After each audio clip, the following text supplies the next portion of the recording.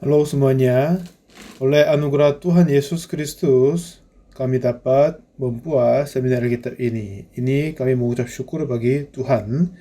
Tuhan telah bertahun-tahun mengadakan banyak kerja kepada kita. Karena beberapa pekerjaan awal mulanya terlihat, waduh bagaimana hal ini terjadi. Seperti begitu, kelihatannya sulit sekali. Tapi sekarang, ya seperti yang saya bermimpi, Tuhan menambah kasih karunia dan semua segalanya. Nah, khususnya kali ini saya siapkan bahan khotbah untuk seminar kali ini. Tuhan memenuhi hatiku dengan kegembiraan dan syukuran. Jadi, setiap saat saya menyampaikan kehendak Tuhan yang ada di dalam firman-Nya, jika saya adalah Yesus Kristus, betapa sedih hati pada saat berbicara sama Nikodemus. Itu yang saya dapat hatinya. Mari kita baca firman Tuhan dulu. Yohanes pasal 3 mulai ayat 1 sampai 21 kita baca bersama. Adalah seorang Farisi yang bernama Nikodemus, seorang pimpinan agama Yahudi. Ia datang pada waktu malam kepada Yesus dan berkata, Rabi, kami tahu bahwa engkau datang sebagai guru yang diutus Allah, sebab tidak ada seorang pun yang dapat mengadakan tanda-tanda yang engkau adakan itu jika Allah tidak menyertainya. Yesus menjawab, katanya, Aku berkata kepadamu, sesungguhnya jika seorang tidak dilahirkan kembali, ia tidak dapat melihat kerajaan Allah. Kata Nikodemus kepadanya, bagaimanakah mungkin seorang dilahirkan kalau ia sudah tua? Dapatkah ia masuk kembali ke dalam rahim ibunya dan dilahirkan lagi? Jawab Yesus, aku berkata kepadamu, sesungguhnya jika seorang tidak dilahirkan dari air dan roh, ia tidak akan masuk ke dalam kerajaan Allah. Ada yang dilahirkan dari daging adalah yang daging, dan apa yang dilahirkan dari roh adalah roh. Janganlah engkau heran, karena aku berkata kepadamu, kamu harus dilahirkan kembali. Angin bertiup kemana ia mau, dan engkau mendengar bunyinya. Tetapi engkau tidak tahu dari mana ia datang atau ke mana ia pergi. Demikianlah halnya dengan tiap-tiap orang yang lahir dari roh. Nikodemus menjawab katanya, bagaimanakah mungkin hal itu terjadi? Jawab Yesus, engkau adalah pengajar Israel, dan engkau tidak mengerti hal-hal itu. Aku berkata kepadamu, sesungguhnya kami berkata-kata tentang apa yang kami ketahui, dan kami bersaksi tentang apa yang kami lihat, tetapi kamu tidak menerima kesaksian kami. Kamu tidak percaya waktu aku berkata-kata dengan kamu tentang hal-hal duniawi. Bagaimanakah kamu akan percaya kalau aku berkata-kata tentang kamu tentang hal-hal surgawi? Tidak ada seorang pun yang telah naik ke surga selain daripada Dia yang telah turun dari surga, yaitu Anak Manusia. Dan sama seperti Musa meninggikan ular di padang gurun, demikian juga Anak Manusia harus ditinggikan, supaya setiap orang yang percaya kepadanya beroleh hidup yang kekal. Karena begitu besar kasih Allah akan dunia ini, sehingga ia telah mengaruniakan anaknya yang tunggal, supaya setiap orang yang percaya kepadanya tidak binasa, melainkan beroleh hidup yang kekal. Sebab Allah mengutus anaknya ke dalam dunia, bukan untuk menghakimi dunia, melainkan untuk menyelamatkannya oleh Dia. Barang siapa percaya kepadanya, ia tidak akan dihukum. Barang siapa tidak percaya, ia telah berada di bawah hukuman, sebab ia tidak percaya dalam nama anak tunggal Allah. Dan inilah hukuman itu, terang telah datang ke dalam dunia, tetapi manusia lebih menyukai kegelapan daripada terang, sebab perbuatan-perbuatan mereka jahat. Sebab barang siapa berbuat jahat, membenci terang, dan tidak datang kepada terang itu, supaya perbuatan-perbuatannya yang jahat itu tidak nampak. Tetapi barang siapa melakukan yang benar, ia datang kepada terang, supaya menjadi nyata bahwa perbuatan-perbuatannya dilakukan dalam Allah. Sampai 21 kita baca. Saya berbahagia karena bisa mengadakan seminar seperti ini. Saya tidak tahu semuanya dengan akurat, tetapi sudah banyak stasiun telah menyiarkan seminar ini, Dan saya percaya sudah banyak sekali orang dengar bersama. Sekarang di posisi ini, tidak ini diceritakan oleh Pak Pendeta Oxford sendiri, tetapi sampaikan hati Tuhan itu pun sangat berbahagia bagi saya. Tahun 2001, saya membentuk organisasi pemuda namanya IYF. Setelah itu saya diundang di China untuk mengajar anak muda komunis di China dan menyampaikan firman kepada mereka. Dan karena banyak anak-anak muda mempunyai pikiran masing-masing, tetapi mereka kiranya menguasai di atas pikirannya sendiri. Tetapi seperti Efesus pasal 2 berkata, seperti penguasa kerajaan angkasa, seperti kuasa yang dunia ini menangkap hati orang dan memimpin sesuai dengan keinginan dia. Jadi roh-roh yang jahat akan memimpin hati kita. Akhirnya anak-anak muda membesarkan, tetapi roh yang jahat, keinginan nafsu menarik hati mereka dan banyak kali mereka jatuh ke dalam kesedihan. Jadi pada saat saya membesarkan anakku, saya merasa kebutuhan mengajar daya pengendalian kepada anakku. Ada banyak keinginan-keinginan muncul di dalam hati kita dan bagaimana kita harus mengendalikan dan bagaimana saya ajar hal ini kepada anakku.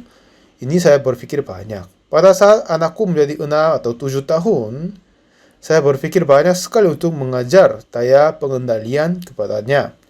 Anak ini berkata, "Ayah, tolong beli es krim, tolong beli permen." Ya, saya beli untuk dia karena itu begitu mahal. Tetapi setelah mereka makan itu, mereka senang, berbahagia. Tapi terkadang saya sengaja tidak beli untuk mereka. Karena apa? Biar mereka harus menahan hati keinginan makan es krim. Dan biar mereka belajar daya pengendalian. Ya, ayah tolong beli es krim. Tapi saya bilang, oh, jangan hari ini, tidak jadi. Ayah sudah berkata tidak boleh hari ini. Ayah tolong beli. Tapi aku sudah berkata tidak. Dengan begitu, dia mengalahkan hati yang keinginan makan es krim. Ini bagaimana membesarkan daya pengendalian. Enggak sulit. Jika anak meminta 10 hal, ya saya pun ingin membeli semua yang diminta anakku. Tetapi semua segalanya tidak akan terjadi sesuai dengan anakku. Kadang ada kesulitan terjadi. Anak harus menyerahkan sesuatu, kan? Jadi dengan anak ini sudah berusia 6 dan 7, saya mau mengajar kepadanya. Dan itu sampai sekarang berfungsi dan di dalam hati anakku. Satu ketika kami mengadakan World Camp dari IYF, biasanya ribuan mahasiswa kumpul dan konser program-program musik adalah bagus. Dan sekira saya, oleh sebab acara yang World Camp itu, ya, puji nyanyian dan konser musik dari paduan suara berkembang. Dan biasanya saya mengajar kuliah umum Mind Education tentang hati mereka. Satu ketika saya selesai sesi pertama tentang Mind Education, lalu saya berkata kepada mahasiswa, apakah kalian punya HP? Oh ya, semuanya punya kan? Nah, jadi saya berkata, setelah kuliah ini selesai, pergi cari tempat yang diam dan telepon ke ayahmu. Dan katakan, ayah, saya terima kasih. Ayah sudah melakukan banyak kerja untuk kami sudah tahu. Tapi ya dengan kesempatan ini mau berkata, aku berterima kasih kepada ayah. Coba gini. Dan juga coba katakan hal ini. Ada teman saya tidak punya ayah. Dia tinggal sama ibu tapi agak sulit. Tetapi saya punya ayah, jadi saya merasa senang, berbahagia. Dan jika ini agak sulit sekali untuk berbicara sama ayahnya, coba latihan kepada pohon-pohonan. Jadi pada malam hari itu, selesai acara camp itu, Hampir semua mahasiswa ambil HP dan telepon kepada orang tua masing-masing. Dan besok pagi, satu mobil tiba di tempat acara. Ada yang seorang yang cukup tua, dia turun dari mobil. Dan dia berkata, ya anak perempuanku hadir acara ini, nama anak ini adalah Clara. Saya mau ketemu dia. Itu sudah jam istirahat, jadi kami mengadakan pengumuman bahwa untuk cari anak namanya Clara.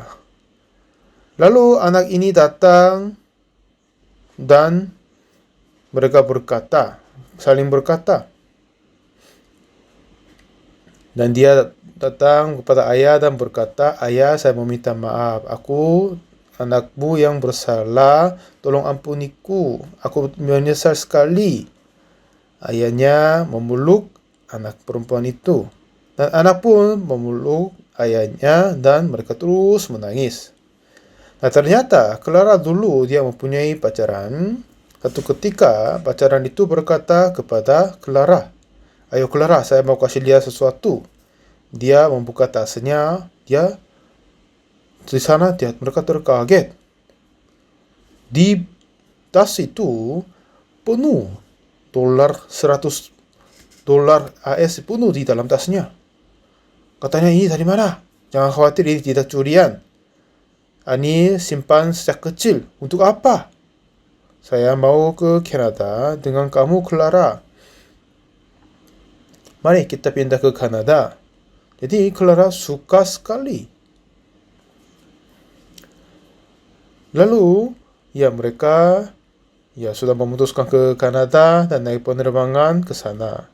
Tetapi ayah datang di bandara dan dia berkata, Clara, ini terlalu cepat kepadamu. Lebih baik kamu lulus perguruan tinggi universitas, lalu bisa tinggal bersama dia. Tapi sekarang saatnya belajar. Ayahnya jelaskan dengan segenap hatinya.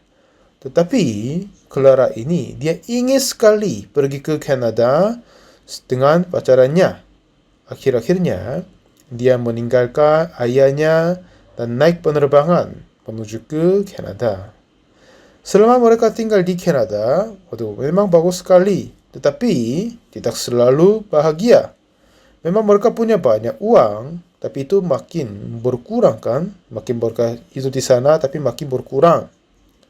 Dan terkadang ketemu dengan pacaran baik, tapi tinggal bersama menemukan banyak hal-hal yang tidak baik baginya. Jadi laki-laki ini juga berkata, kamu beli ini juga, kamu beli ini juga. Ya, kita butuh kan. Ya, walaupun kamu butuh, tapi sisa uangnya tidak begitu banyak. Kalau kamu beli semuanya yang kebutuhan, bagaimana jadinya? Dan jika tidak ada pembelian, apa gunanya uangnya? Dan berkata juga, ya kalau begitu kita harus simpan dulu. Jadi seperti begitu, ya mereka tidak semuanya, tetapi dengan sebagiannya mereka memulai saling tabrakan dalam hatinya. Dan laki-laki itu merasa agak tidak nyaman terhadap Clara juga. Satu ketika mereka tidak tahan di situ, mereka balik ke Mexico City dengan naik penerbangan. Dan ayah sudah tahu hal itu dan dia datang ke bandara. Pada tempat gerbang di bandara, Clara sudah memandang ayahnya. Dia mau berkata ayah dan lari mau memeluk, tapi bagian sisi hati yang lain, saya telah menolak kata anak ayahku. Bagaimana saya dapat dia? Dia merasa menyesal sekali, jadi dia tidak datang kepada ayah, tapi dia menyembuhkan diri dengan berpikir aku ini adalah anak perempuan yang bersalah. Pakai gerbang yang lain dan dia pulang diam-diam. Jika dia ketemu ayahnya dan pulang dengan mobilnya lebih baik, tapi oleh sebab dia menyesal sekali kepada ayahnya karena dia berbuat banyak salah, jadi dia berani datang maju kepada ayahnya. Jadi setiap hari sampai ayah pergi ke kantor, dia diam di dalam rumah saja. Sudah waktu yang cukup berlalu, hubungan dengan ayahnya menjadi lebih tidak baik. Setelah itu, anak ini hadir camp International Youth Fellowship. Satu ketika dia dengar kuliah dan saran saya telepon ke ayahmu. Dan malam hari itu dia telepon kepada ayahnya dan katakan sesuai dengan Pak Pendeta katakannya. Ayah, aku Clara. Aku yang berbuat banyak salah. Aku sudah bersalah, tetapi ini susah sekali berkata aku bersalah. Jadi hanya berkata dalam telefon, tapi tolong ampunilah aku, ampuni aku. Tapi ayah ini terima telepon dari anak yang disayangi. Lalu dia tidak bisa tidur. Dan besok pagi-pagi dia nggak tahan dan naik mobil sampai ke tempat acara. Di sana anak ini datang kepada ayah dan berkata lagi, ayah saya meminta maaf, akulah yang jahat. Aku mau melakukan baik tapi masih belum bisa. Tolong ampuni aku. Jadi ini berdua saling peluk dan menangis. Lalu keluarga mereka menjadi keluarga yang indah sekali. Dengan hubungan Tuhan sama kita juga begitu kan? Mau menjadi mendekati Dia. Tetapi aku mengalir secara keinginan daging, mempunyai hati yang menyesal. Hati-hati begitu berada di dalam hati kita. Tapi di sini apa yang Tuhan meminta kepada kita adalah bukan kita yang melakukan sesuatu yang luar biasa atau mempersembahkan ratusan atau miliar juta atau mempersembahkan korban nyawa kepada Tuhan atau menjadi hamba dari yang lain. Tuhan tidak meminta hal-hal ini kepada kita, tetapi seperti Clara sama ayah, hati mereka saling mengalir begitu. Tuhan mengingini mengalir hati dia kepada hati kita. Itu saja. Itulah yang Tuhan mengingini bagi kita. Bagaimana hati Tuhan dapat mengalir di dalam hati kita? Itu gampang sekali. Kita dengar firman Tuhan dan terima. Itu sudah cukup. Bagaimanakah kita memahami semuanya? Ya, saya juga kadang ada banyak yang tidak bisa memahami dalam Alkitab. Sampai pemahaman percaya. Dan walaupun tidak bisa paham, tapi percaya dan mengikutinya. Jadi Yohanes pasal 1 katanya apa? Pada mulanya adalah firman. Firman itu bersama-sama dengan Allah. Dan firman itu adalah Allah. Nah, firman itu sendiri adalah Tuhan Allah. Ia pada mulanya bersama-sama dengan Allah. Dan pada segala sesuatu itu dijadikan oleh Dia. Dan tanpa Dia tidak ada sesuatu pun yang telah jadi dari segala yang telah dijadikan. Lalu katanya, firman itu telah menjadi manusia dan diam di antara kita. Kita telah melihat kemuliaannya, yaitu kemuliaan yang diberikan kepadanya sebagai anak tunggal Bapa penuh kasih, karunia, dan kebenaran. Dan 11, ia datang kepada milik kepunyaannya, tetapi orang-orang kepunyaannya itu tidak menerimanya. Tetapi semua orang yang menerimanya diberinya kuasa supaya menjadi anak Allah. Jadi inilah pesan utama dari kitab Injil Yohanes. Maksudnya apa? Tetapi semua yang menerimanya diberinya kuasa supaya menjadi anak-anak Allah, yaitu mereka yang percaya dalam namanya. Apakah Anda mempunyai satu hati sama hati dengan Yesus? Kita tidak punya. Tetapi kalau begitu, apa yang kita harus melakukan? Hanya kita menerima firman Tuhan itu saja cukup. Bagaimana kita terima? Hanya walaupun kita tidak bisa paham semua, tapi dalam iman dengan percaya, dengan itu terima. Kalau begitu, firman itu mulai masuk ke dalam hatiku dan menguasai di atas hatiku. Tuhan adalah Tuhan yang maha kuasa. Dia mempunyai banyak kuasa, pikiran, dan penuh dengan hikmatnya. Tapi kita adalah seorang manusia, selalu mengikuti keinginan daging, tidak akan sampai ke rahmat Tuhan, kemuliaan Tuhan, tidak bisa paham apa yang maksud Tuhan. Apakah kita harus percaya setelah kita paham semua? Kadang saya datang kepada dengan Joseph, dengan rumah makan. Ya, Pak Pendeta mau makan apa? Saya tanya. Ayo, apakah ini kamu coba makan kamjatang? Di Korea, saudara, adalah yang kamjatang nama itu indah sekali. Ini sup pakai tulang belakang dari daging. Saya kira kamjatang ini sekitarnya ini penuh dengannya apa? tulang tadi binatang, kayak sapi itu daging. Ada yang daging, ada di tulang, dan memisahkan daging dari tulang, dan biasanya itu ya, dan buang tulang. Tapi kamjatang itu katanya mereka pakai tulang sama daging sticky di sana dan merebus semua dan pakai sayur mayur dan makan daging yang masih ada tempel di tulang. Ya, memang akak ini adalah makanan-makanan sederhana yang murah, tetapi kadang saya beli kepada orang-orang asing, mereka pun suka sekali. Itulah yang kamjatang. Jadi saya saran, apa kita makan kamjatang? Apa itu? Oh, ini pakai sup, pakai tulang babi dan sapi. Oke, kita coba. Walaupun dia nggak tahu apanya, nggak tahu, tidak paham, tapi apakah kita menerima sesuatu yang kita mengalami? Tidak kan? Apa kamu makan ini? Pernah makan masakan ini? Oh, masih belum, tapi saya coba dulu. Ya, ini hanya makanan saja. Seperti begitu kita mulai mencoba makanan. Ya, seperti yang Yesus melakukan, kita tidak paham semua. Tetapi setelah makan, kami kata, oh ini rasanya kita tahu begitu. Sepertinya begitu. Jadi setelah Yesus berkata, oke, aku terima. Jangan berusaha memahami semuanya, tetapi terimalah dulu. Kadang, setelah itu kita dapat memahaminya banyak kali. Ya, hal itu berkata yang menerimanya, katanya. Nah, kita lanjut ceritanya. Yohanes berkata begitu.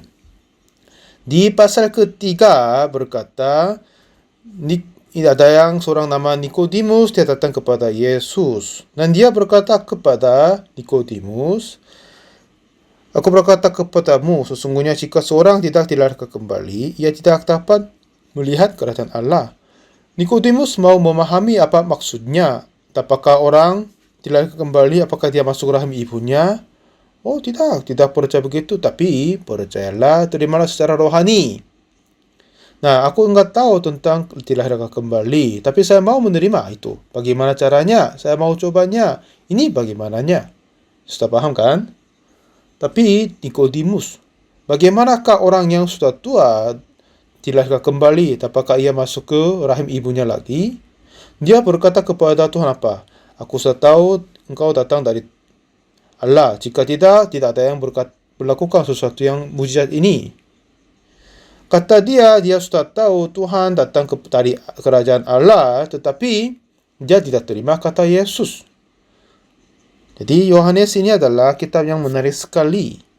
Dan Nikodemus di pasal 3, terus menerus Yesus jelaskan kepada Nikodemus, tapi dia tidak paham sepaham dia. Jadi ceritanya tidak berkembang, hanya diakhiri di sana. Tetapi pasal 4, apa yang terjadi? Yesus bertemu perempuan di Samaria. Dalam pembicaraan dengan mereka, katanya di sumur, Yesus berkata, barang siapa minum air ini akan haus lagi. Tetapi barang siapa minum air yang akan kuberikan kepadanya, ia tidak akan haus untuk selama-lamanya. Sebaliknya, ia akan kuberikan kepadanya akan menjadi mata air yang ada di dalam dirinya dan terus-menerus memancar sampai kepada hidup yang kekal. Memang pandangan Tuhan dan level Tuhan sudah beda dari kita. Jadi kita tidak bisa memahami semua kata Yesus. Seperti yang kamjatang belum pernah coba, tapi tidak bisa menyatakan bagaimana rasanya, kan? Walaupun tidak bisa paham, tapi coba bersama dengan penuntun. Oke, oh ini rasanya itu masih enak. Oke, nanti kita coba lagi. Seperti begitu, ini berdua dapat menikmati makanannya. Seperti Yesus berkata, barang siapa meminum air ini akan haus lagi. Tetapi barang siapa minum air yang akan kuberikan kepadanya, ia tidak akan haus untuk selama-lamanya. Sejak kecil, jantungku tidak begitu baik. Tetapi memang pada masih muda, memang gak apa-apa. Tetapi pada saat saya berusia 50 tahun, itu yang ternyata permasalahan jantungku yang hebat sekali. Dan banyak gejala-gejala, tentang sakit jantung banyak dinyatakan. Tapi oleh kuasa Yesus Tuhan dan jantungku sembuh total. Pada tahun saya berusia 50 tahun, saya serahkan permasalahan jantungku di tangan Tuhan. Dan mulai saat itu sampai sekarang, ya sudah cukup sekitar 30 tahun kan. Jadi saya doakan kepada Tuhan untuk sembuhkan jantung. Dan selama 30 tahun ini, jantungku tidak masalah sama sekali. Saya doakan kepada Tuhan untuk sembuhkan jantungku. Ya, masih belum pernah saya sembuh dari sakit jantung, ya kan? Tetapi saya meminta dalam iman. Kita tidak percaya karena semuanya dapat dipahami. Tetapi yang dikasih Tuhan adalah berharga, jadi terima. Apa yang Nikodemus berkata, dapatkah orang masuk ke dalam rahim ibunya setelah dia tertua? Maksudnya dia tidak bisa paham. Jadi dia menolak kata Yesus. Tetapi perempuan di Samaria, dia tidak berkata begitu. Barang siapa minum air ini akan haus lagi. Tetapi barang siapa akan minum air yang kuberikan kepadanya, ia tidak akan haus untuk selama-lamanya. Jadi dengan setahu kita, setelah orang minum air, ya tidak sama sekali ada air yang tidak akan haus lagi. Ya, ini memang pemahaman kita. Ya kan? Tidak sama sekali ada air yang tidak akan terasa haus lagi. Tidak ada. Tetapi perempuan dari Samaria berkata, dia beda dari yang lain. Walaupun ya pandangan dia pun itu tidak mungkin jadi. Ya mungkin dia punya. Jadi katanya, Tuhan berikanlah aku air itu supaya aku tidak haus lagi. Tidak usah datang ke sini untuk menimba air. Dia tidak berkata, tidak mungkin air begitu, jangan berbohong. Dia tidak berkata, tapi Tuhan berikanlah aku air itu supaya aku tidak haus dan tidak usah datang ke sini untuk menimba air. Inilah keperbedaan. Ini yang keperbedaan. Dan Yohanes pasal ke-5. Yang beda apa?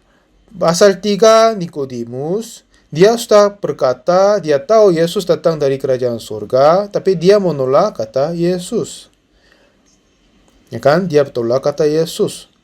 Yesus tidak sama sekali suruh kepada kita melakukan sesuatu, tetapi dia datang kepada kemilikannya, tapi mereka tidak terima. Tetapi semua yang menerimanya diberinya kuasa supaya menjadi anak-anak Allah. Artinya apa? Terimalah kataku, firmanku. Tidak berusaha, jangan berusaha paham. Walaupun kamu tidak bisa paham, tapi firman Tuhan adalah kebenaran. Jadi walaupun kamu tidak bisa paham semuanya, tapi terima saja. Karena dialah Yesus, dialah Tuhan, dialah yang maha kuasa. Dalam hatimu, terimalah itu maksudnya. Dan pasal 5, Yesus berkata bahwa di sana ada orang sakit 38 tahun. Dia terbaring di kolam Bethesda. Pada saat malaikat mengguncangkan air, ada yang masuk terdahulu, dia sembuh dari penyakit. Dan banyak yang kumpul untuk menantikan goncangan air. Tapi orang sakit 38 tahun, dia sudah jauh dari kolam. Karena apa? Walaupun dia sudah melihat goncangan air oleh malaikat, dan juga walaupun dia berusaha datang ke sana, tapi tidak mungkin jadi. Jadi walaupun dia melihat goncangan air, tidak akan berguna kepadanya. Katanya, jika saya mau datang kepadanya, ada yang lain datang mendahului aku. Jadi dia agak jauh dari Bethesda. Lalu Yesus berkata, maukah kau sembuh? Kata dia, Tuhan, tidak ada orang yang menurunkan aku ke dalam kolam itu apabila airnya mulai goncang.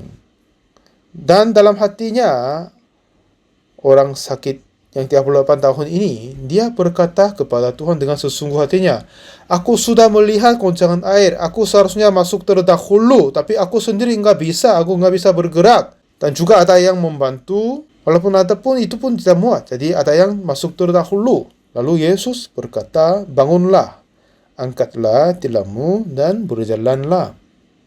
Ini apa? Seperti gamjatang yang tadi. Kenapa? Orang ini sudah lama tidak bisa berjalan. Seperti yang dikasih tahu dari temannya, nah, oke, mari saya coba makan kamjatang, masih belum pernah coba. Nah, sepertinya begitu.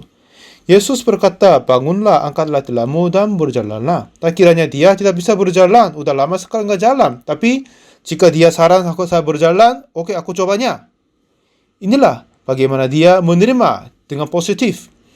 Seperti yang belum pernah coba kamjatang, tapi disaran oleh teman dan coba beli dan maka, oh ini rasanya, ini enak sekali. Seperti itu, mengundang teman yang lain, oke, aku beli kamjatang kepadamu. Ya, apa maksudnya itu? Itu yang caranya sup dengan pakai tulang dan sama sayur, ini enak sekali. Ini adalah enak dan gurih. Nah, ini cocok kepada lidah orang Indonesia sama Korea. Oke, mari kita. Jadi dengan begitu, orang memulai makan kamjatang bersama. Yesus berkata, bangunlah, angkatlah tilammu dan berjalanlah. Memang ini tidak paham kepada sakit ini. Dia udah lama nggak jalan. Tetapi, apa yang terjadi kepada orang sakit ini? Dia bangun dan berjalan. Orang sakit ini, yang kiranya apa? Aku tidak bisa jalan. Saya sudah lama sekali coba jalan, tapi tidak jadi. Tetapi, ya katanya dia suruh saya bangun dan berjalan. Aku akan mengandal firman-Nya. Aku coba. Jadi dia bisa berjalan. Ini iman apa yang Injil Yohanes ajar kepada kita. Tidak sesuai dengan pemahaman kita. Jika Nikodemus, jika dia tidak berkata seperti yang tadi, ya Tuhan, saya nggak tahu apa artinya kelahiran kembali. Tapi saya ingin menerima dilahirkan kembali. Caranya gimana? Tolong ajarkanlah bagiku. Aku akan ikutnya. Kalau begitu sudah cukup. Tapi dia langsung menolak. Jadi Yesus menjelaskan lebih gampang.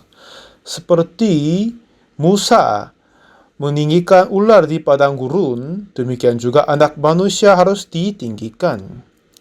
Supaya setiap orang yang percaya kepadanya beroleh hidup yang kekal. Nah, cerita ini ada di Bilangan 21. Pada orang-orang Israel keluar dari Mesir, oleh karena jalannya tidak baik, mereka menghalang-halangi Tuhan. Jadi Tuhan mengirimkan ular dedung kepada mereka. Katanya ular-ular di sana, mereka meloncat beberapa meter juga. Dengan begitu dia memagut orang dan banyak yang mati. Waktu itu orang meminta ampun, saya menyesal gini. Mereka meminta Musa untuk hapuskan semua ular dedung, tetapi Tuhan tidak izinkan hapuskan ular tudung, tetapi suruh dia buatlah ular tembaga dan taruhlah di atas tiang. Siapa saja yang melihat akan hidup. Memang ini semuanya tidak dapat paham. Orang dipagut ular dan sedang mati, tapi hanya memandang ular tembaga dapat hidup, tidak bisa paham. Ini bukan hal-hal yang kita memahami, tetapi harus percaya. Jika pendeta Joseph berkata sesuatu, atau saya berkata kepada Pak Joseph, kadang saya berkata sesuatu yang tidak paham olehnya, walaupun itu tidak dipahami, tapi orang ini dapat dipercaya. Jadi hanya, coba terima katanya saja. Seperti begitu menerima kata dia, menjadi mengalami dan memahami, lalu bisa percaya. Hal-hal yang kita masih belum pernah mengalami, harus mengalami dulu untuk paham. Karena imajinasi saja tidak bisa memahami semua, kan? Setelah kita mengalami, mencoba, dapat memahami. Seperti orang-orang setir mobil, setelah dia melatih, dapat diatasi. Begitu dia dapat mengalami iman. Ini bagaimana kita menerima kata Yesus. Tapi Nikodemus tidak terima kata Yesus. Katanya apa? Seperti Musa meninggikan ular di padang gurun, demikian juga anak manusia harus ditinggikan. Ular itu dibuat oleh tembaga. Ya, ular tembaga. Kenapa? Karena kepada beberapa jenis-jenis besi mempunyai artinya. Yang emas berarti kemuliaan Tuhan. Dan perak berarti upah dari penebusan, dan batu berarti hukum Taurat, dan tembaga berarti hukuman Tuhan. Setiap kali Tuhan mau menyatakan hukuman, dia selalu pakai tembaga. Seperti Musa meninggikan ular di padang gurun, demikian juga anak manusia harus ditinggikan. Jadi Musa menaruh ular tembaga di atas tiang. Supaya apa? Setiap orang yang percaya kepadanya beroleh hidup yang kekal. Kenapa siapa saja yang memandang ular tembaga dan dapat hidup yang kekal? Seperti Musa meninggikan ular di padang gurun, demikian juga anak manusia harus ditinggikan. Seperti Yesus Kristus. Ini gambarnya apa? Yesus Kristus mati atas kayu salib, ya kan? Dan kenapa Yesus mati digantung di atas kayu salib? Karena dia ganti semua dosa kita. Semua hukuman karena dosa telah dijatuhkan kepada Yesus. Jadi Bilangan 21, ular tembaga dan tiangnya ini berarti kayu salib Yesus Kristus. Jadi jika ada seseorang, saya dipagu oleh ular tedung, itu menyakiti saya dan membunuh saya, seperti saya berbuat dosa membawa saya di dalam kematian dan mengutuk sampai ke penderitaan. Lalu Tuhan suruh buatlah ular tembaga taruh di atas tiang. Waduh, orang tak diracun karena ular, tapi apa gunanya memandang ular tudung itu, tembaga itu? Tapi Alkitab berkata, setiap kali orang dipagut, barang siapa yang memandang ular tembaga, dia hidup, dia selamat. Jadi ular tembaga berarti Yesus Kristus yang menerima hukuman karena dosa kita. Dan kita juga memandang Yesus yang disalibkan. Kenapa dia terpukul, kenapa dia luka, kenapa dia menumpah darah. Karena ini semua mengganti dosa kita. Dia telah menerima semua hukuman karena dosaku. Jadi semua dosaku telah diampuni, ini maksudnya. Kalau begitu, dosaku sungguh diampuni. Ya, hukuman di atas kayu salib, itulah hukumanku. Tapi Yesus menerima ganti saya. Apa yang heran adalah, saya percaya hal itu. Roma 3 ayat 23 berkata apa? Karena semua orang telah berbuat dosa dan telah kehilangan kemuliaan Allah. Ayat 24, dan oleh kasih karunia telah dibenarkan dengan cuma-cuma karena penebusan dalam Kristus Yesus. Oleh apa? Penebusan dalam Kristus Yesus. Tuhan telah menebus kita. Dia telah menerima semua hukuman karena dosa kita. Tuhan Yesus yang mati atas kayu salib, dia sudah menerima semua hukuman karena dosa kita. Saya yang berbohong dan mencuri dan banyak jenis dosa yang saya sudah berbuat, tapi hukuman karena dosaku telah dijatuhkan kepada Yesus di atas kayu salib. Dengan kematiannya sudah selesaikannya. Pada saat kita memandang kayu salib Yesus, ya, dosaku telah selesai di atas kayu salib. Hukumanku sudah selesai. Kalau begitu, dosaku sudah diampuni. Pada saat kita mempunyai iman itu, kenapa Tuhan menumpah darah? Kenapa dia harus terluka? Kenapa dia disalibkan, dipaku kaki dan tangannya? Karena semua hukuman, karena kita datang kepada Yesus. Oleh itu, semua hukuman aku pun sudah selesai. Penghukuman saya sudah selesai. Dosaku sudah dihapuskan, diampuni. Amin. Haleluya. Saat ini banyak orang ikut gereja, tetapi mereka sudah berkata Yesus mati karena dosa kita, tapi masih berkata aku orang berdosa. Kalau begitu, apa mereka terhubung dengan kematian Yesus? Apa gunanya kematian Yesus kepada mereka? Tidak mungkin. Pada saat Yesus mati atas kayu salib, tidak karena dosa dia sendiri, tetapi dia dihukum karena dosa kita. Akhirnya dia mati di sana. Oleh sebab dia mati atas kayu salib, semua penghukuman kita sudah selesai. Seperti Musa membuat ular tembaga dan taruh di atas tiang. Tembaga berarti hukuman. Karena orang berdosa dan hukuman ini telah jatuh didatangkan kepada ular tembaga dan Yesus Kristus. Sebab itu semua dosaku sudah selesai. Jadi ular tudung tidak akan memanggut saya lagi, karena hukumannya sudah selesai. Jika orang berdosa dan berzina, mencuri, tetapi setelah Yesus menerima penghukuman bagi mereka semuanya, dan pada saat kita datang hakta penghakiman, catatan dosa kita sudah tidak ada lagi. Ya, kamu sudah berdosa ini, tetapi di dalam tulisannya, ya semua penghukuman karena dosa kamu berbuat sudah datang kepada Yesus. Tidak sama sekali ada tertinggal, satu pun tidak ada lagi.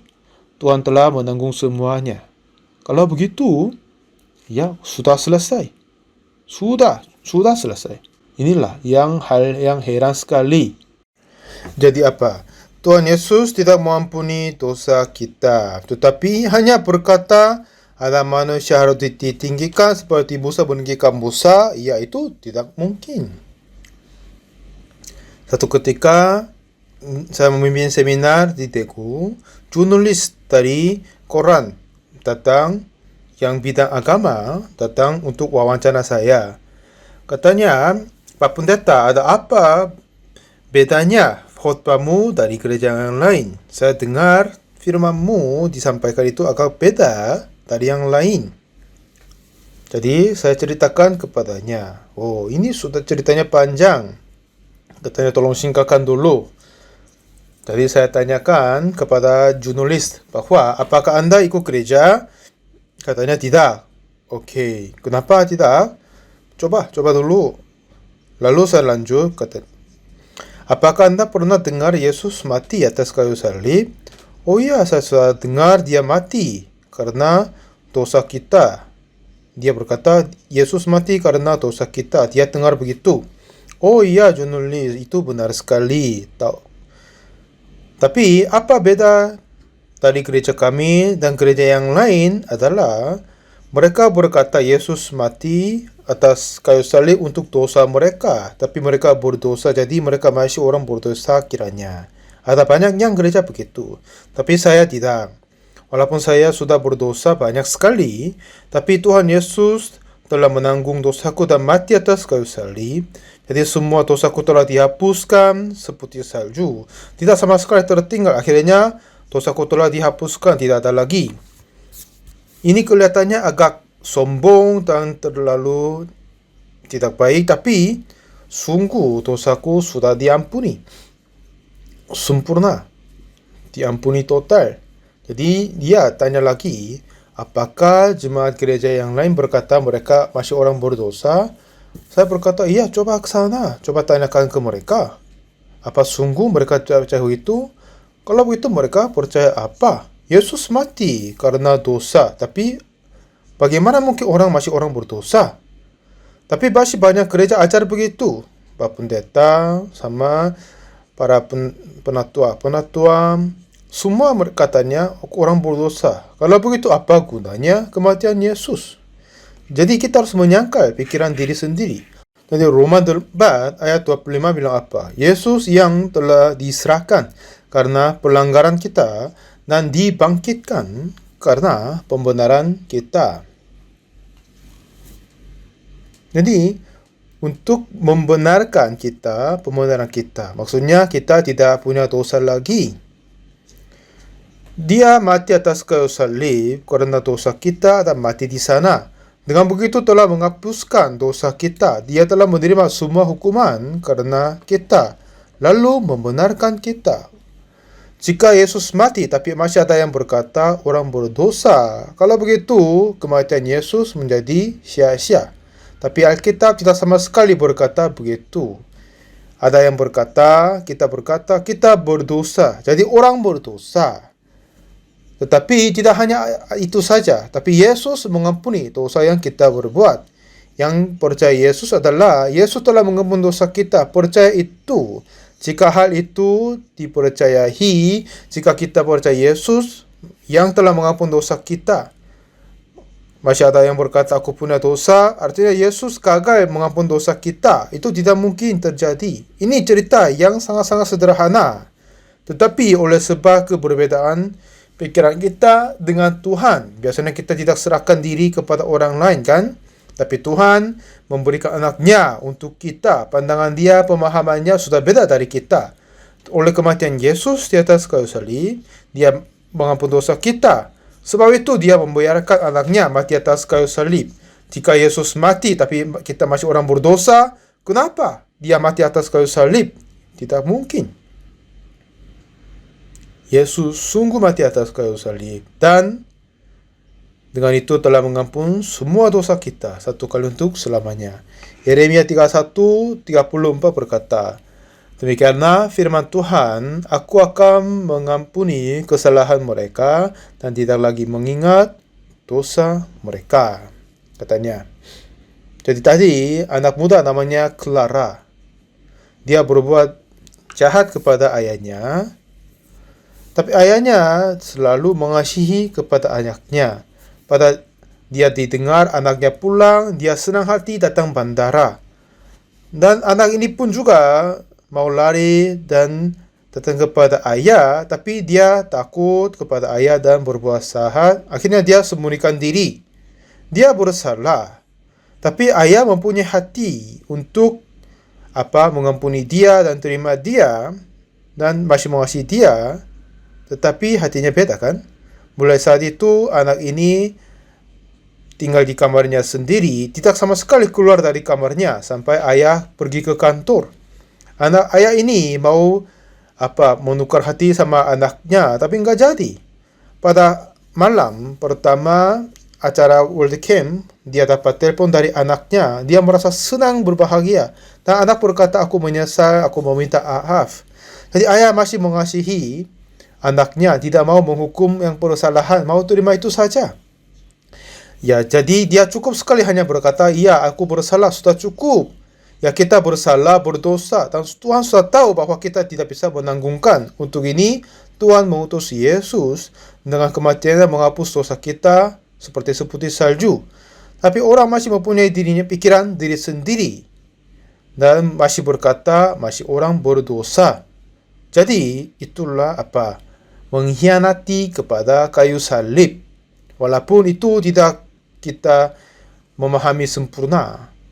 Tapi perempuan yang Samaria berkata yang tadi, Yesus berkata kepadanya, barang siapa minum air ini akan haus lagi. Tetapi barang siapa yang minum air yang kuberikan tidak akan haus lagi. Ini diterima dia. Orang sakit 30 tahun, dia sudah tahu dia tidak bisa berjalan. Tapi Yesus berkata, bangunlah, angkatlah tilammu dan berjalanlah. Setelah dikatakan itu, siapakah ini? Dialah Tuhan. Jika dia berkata, aku jalan, ya dialah yang benar. Kalau begitu aku sempat jalan kepada saya juga. Aku akan mengampuni kesalahan mereka dan tidak lagi mengingat dosa mereka. Ini firman Tuhan, ya kan? Tuhan telah mengampuni dosaku dan katanya tidak lagi mengingat dosaku. Tuhan tidak sama sekali berbohong. Jika Tuhan masih mengingat dosaku, ya dia sendiri berbohong kan? Itu tidak mungkin terjadi. Jadi Tuhan berkata, aku mengampuni kesalahan mereka dan tidak lagi mengingat dosa mereka. Tinggal kita hanya menerima kata itu saja. Tidak ada kata yang lain, tidak merasa sulit. Ya, sudah, dosaku telah diampuni oleh Yesus. Tuhan berkata, aku akan tidak mengingat dosamu. Telah menghapuskan semuanya.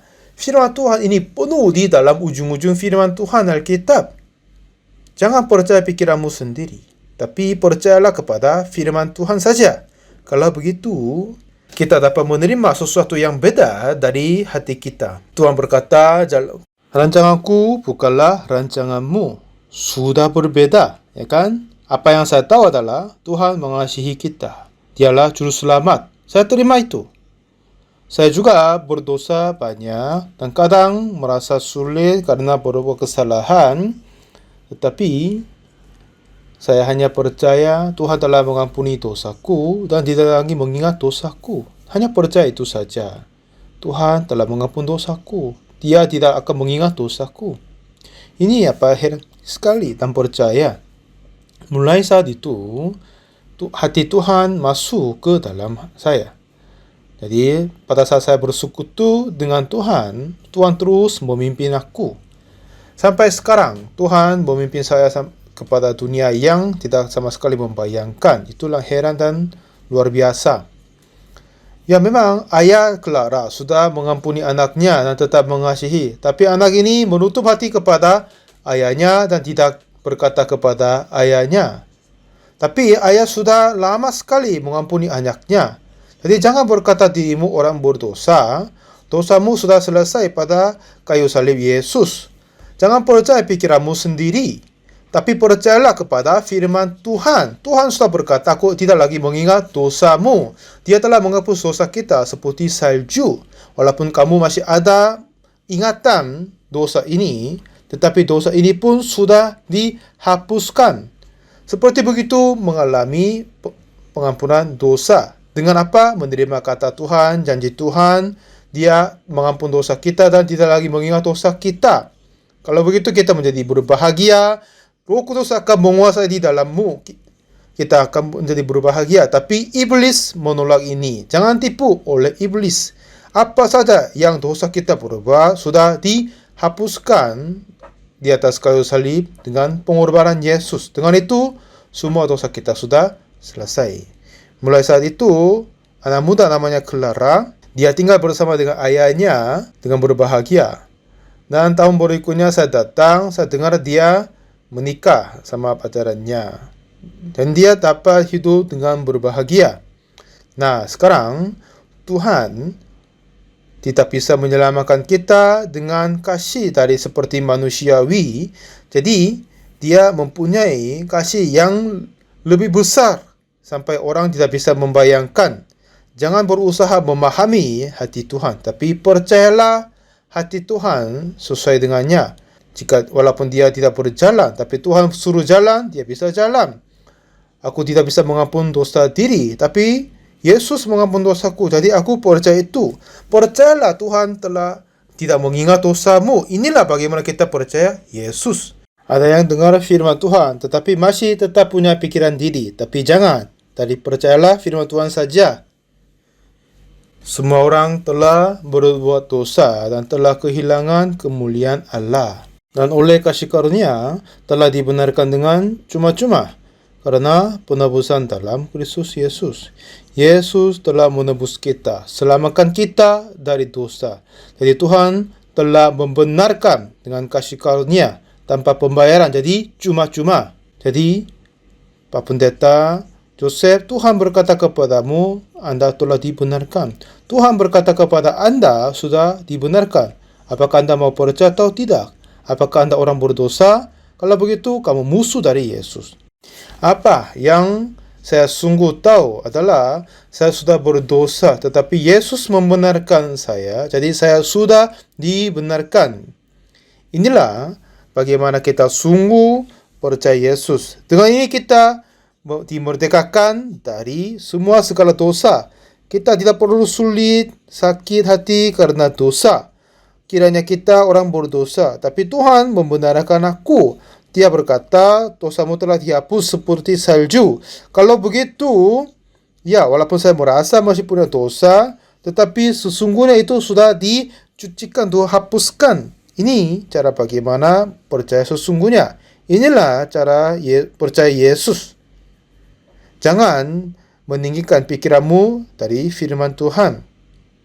Pikiran kita memang masih punya, tetapi menyangkal itu dan percayalah firman Tuhan saja.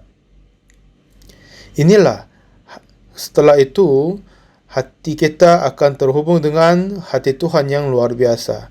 Mulai saat itu Tuhan akan memimpin kita, Roh Kudus akan masuk ke dalam kita, dan dulu kita dipimpin oleh roh jahat dan berada di dalam kejahatan dan keinginan hawa nafsu.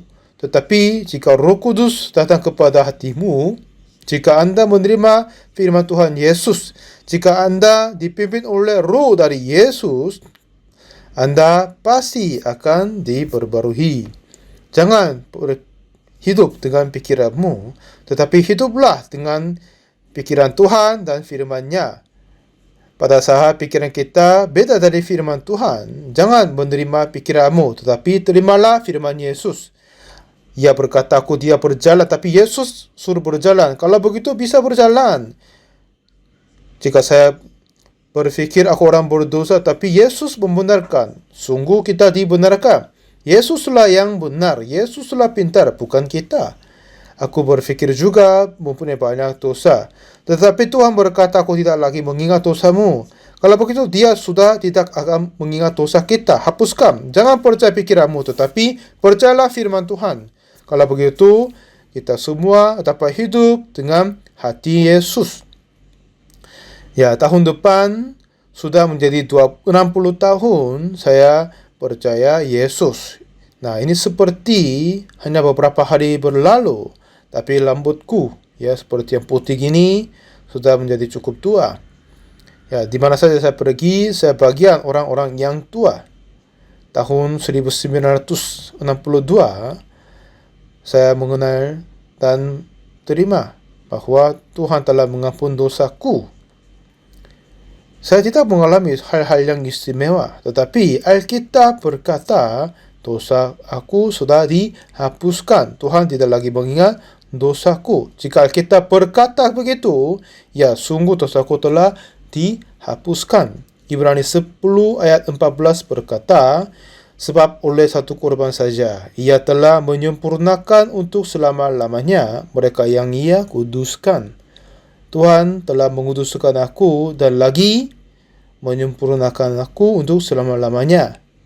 Jadi, sesuai dengan firman ini, saya sudah sempurna untuk selamanya. Ini apa yang Tuhan membuat untuk saya. Saudara-saudari kekasih Tuhan, menyangkal pikiranmu dan bagaimana coba kita percaya kepada firman Tuhan.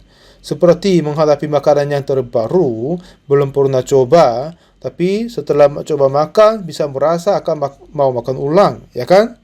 Setelah kita menerima hendak Tuhan, ya, kita pasti akan menjadi orang-orang yang berbahagia. Saya tidak terima karena cocok dengan hati kita. Walaupun itu sudah beda dari pikiran kita. Dulu saya berpikir juga aku orang berdosa. Tetapi saya menyangkal pikiranku dan memutuskan bahwa akan percaya firman Tuhan Yesus. Inilah sesungguhnya percaya Yesus. Mari kita semua kita menyangkal semua pikiran kita masing-masing. Seperti di padang gurun mereka meninggikan ular. Seperti begitu Yesus telah menerima semua hukuman karena dosaku. Dosaku sudah selesai. Dan memandang kayu salib Yesus dan bersuruh sepertinya. Percayalah begitu. Roh Kudus akan turun kepadamu dan kamu akan menjadi orang-orang yang luar biasa. Terima kasih banyak. Mari kita berdoa. Tuhan Bapa yang kudus, kami mengucap syukur bagimu Bapa. Tuhan, Engkau telah mengutus anakmu untuk kami dan oleh kematian Yesus di atas kayu salib menghapus semua dosa kami. Inilah hal yang luar biasa. Nikodemus, dia sudah berkata, Tuhan, Yesus datang dari surga, tapi enggak percaya dia. Tetapi orang sakit 38 tahun dan perempuan dari Samaria, walaupun mereka tidak bisa paham kata Yesus, seperti kami pun tidak bisa paham semua, tapi kami tetap percaya Engkau tidak akan berbohong. Mereka percaya dan mereka berubah luar biasa. Kami juga tidak bisa percaya pikiran kami dengan firman-Mu Tuhan. Tolong bantu kami menyangkal pikiran diri dan percaya firman-Mu Tuhan. Kami akan diberkati karenanya. Dan kasih karunia itu dapat didatangkan kepada semua orang yang kumpul sesi ini. Kami semua tidak lagi orang berdosa. Tetapi biarlah kami percaya Engkau telah mengampuni dosa kami. Dan Engkau telah membenarkan kami. Bantulah kami dapat percaya dosa kami dihapuskan seperti salju. Tolong bantulah kami dapat hidup dengan dalam terang dengan Yesus. Terima kasih banyak. Dalam nama Tuhan Yesus kami berdoa. Amin. Baik, terima kasih banyak semuanya.